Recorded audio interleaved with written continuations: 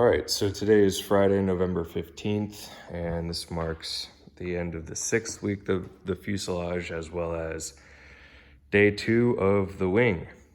I'm up here on the mezzanine, and you can kind of get an overview of what the shop's looking like now. It's really filling up quickly, but a lot of things got done this week, so let's take a look at what got done. Obviously, I started on the wing kit. I was excited to get to the wing kit because the fuselage instruction manual, I had a lot of frustrations with incomplete, a lot of out of order processes and things like that. So getting back to the kind of IKEA Legos instructions, whatever you want to call it, was nice. And the wing kit is really well illustrated in the instructions. So that was nice to get to just kind of some easily assembled stuff. Anyway, so what I got done this week is obviously I got the plane off of the big bench. Putting the landing gear on was a little bit of a challenge. It was very slightly too wide because it's composite, so it's not quite as perfectly accurate as maybe the aluminum parts are. Slightly too wide to fit in the channel, so I just kind of gently sanded it very slowly until it fit up in the wing channel. And then bolted it in. As you can see, where's my finger? Right there. So all the bolts are in. Landing gear is on. Service bulletin 015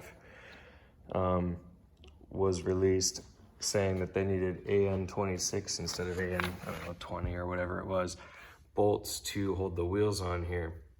The bolts they provide are way too long, so you need actually AN24 bolts. I don't know, they put some sort of this angled wedge piece in there.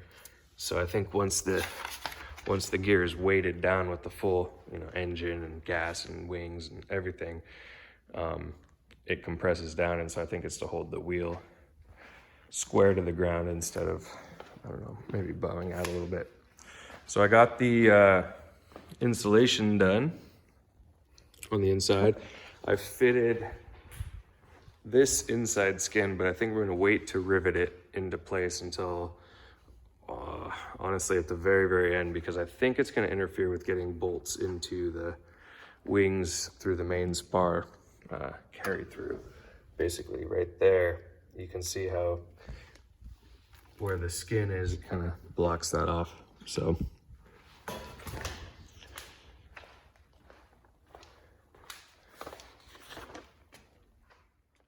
I started on the wings yesterday, and like I was saying earlier, they go together much easier than the fuselage. It really is just following the instructions. They're really detailed, really thorough so far, especially compared to the fuselage. It's kind of like how the empennage goes together. There was some parts switched, so I got some wrong parts once again. And actually, all 3 of the parts that were wrong were replaced by the same part. So maybe whoever made these was so proud of them, they wanted to send several of them, but I don't need them. So because of that, I spent maybe 3 hours yesterday going through every single part from the rest of the kit to make sure everything was packaged properly. And of course, I didn't find any other problems. So that was kind of a time sink, but working with the factory, they're super helpful. They're gonna try to get the parts sent out to me as soon as possible. So hopefully ETA next week, or not too massive of a delay. So let's see.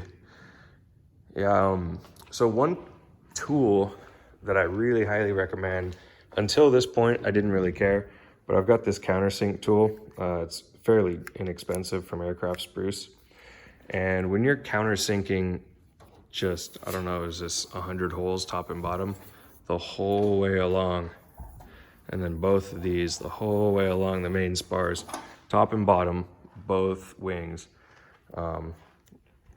This little guy comes in really handy. It just basically stops the countersink at a you can adjust the depth. So really good tool there. I would say another really good tool I forgot to mention in the fuselage part of the build is this guy. This is the riv nut puller. It just attaches to your drill, and it basically, you can adjust the torque setting on the drills to get it to set the riv nut at the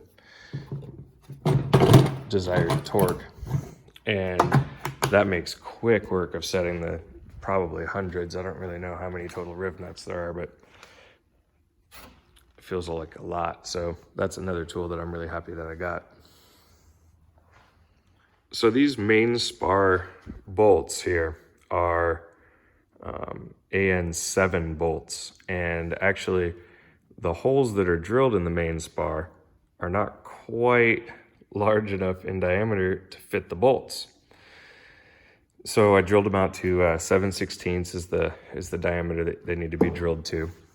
So I drilled those out no problem, but then it dawned on me that also where they mount to is going to have the same 7/16 diameter on all of the holes in the spar carry through. So I tested the bolts, and of course it's very, very slightly too small in diameter again to fit the bolts. So if anybody's out there building this, I'd recommend before you get all these side skins on to double check those AN7 bolts, 7/16 diameter, are going to fit through your main spar carry through. Because now I'm going to have to drill it out while the skins are here. It's hard to tell in the video, but this is actually impossible to get your drill to go square into this hole. So it's going to be oval, and I don't know, I guess I'll have to figure that out later. But yeah, so if anybody's out there building this, I would really definitely check that AN7 7/16 diameter bolt fits through those before you get to this point. I don't think it'll be a huge deal, but definitely would have been easier to deal with before.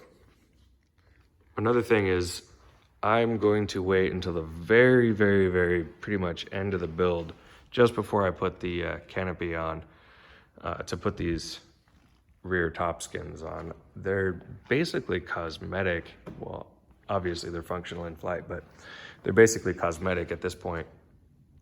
I like having them open because I can get to any of the wiring. I've got to do all my avionics. I got to get my CAN bus out to my GMU 11 magnetometer there. And so having everything off and exposed is going to be hugely helpful.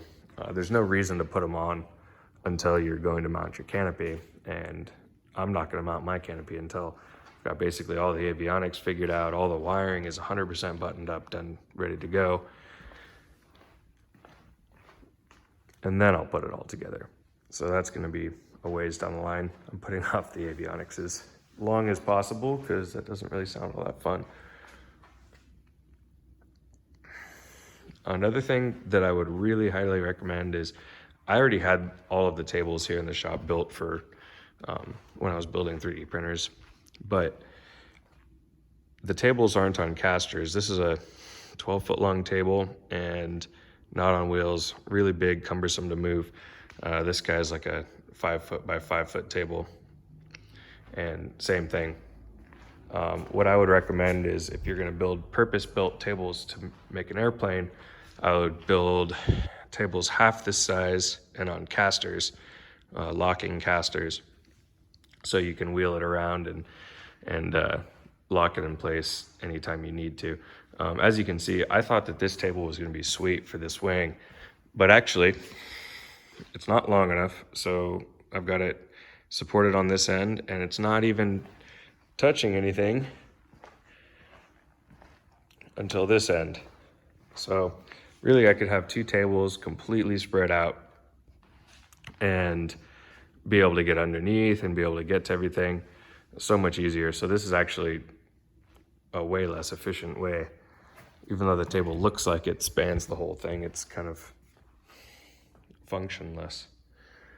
But anyway, so next week I'll end up running the wires really quickly through here for the landing lights and the strobe on the tip. And I'm waiting on parts for the rest of those ribs, so hopefully they get here next week so that I can button this wing up and start on the left wing.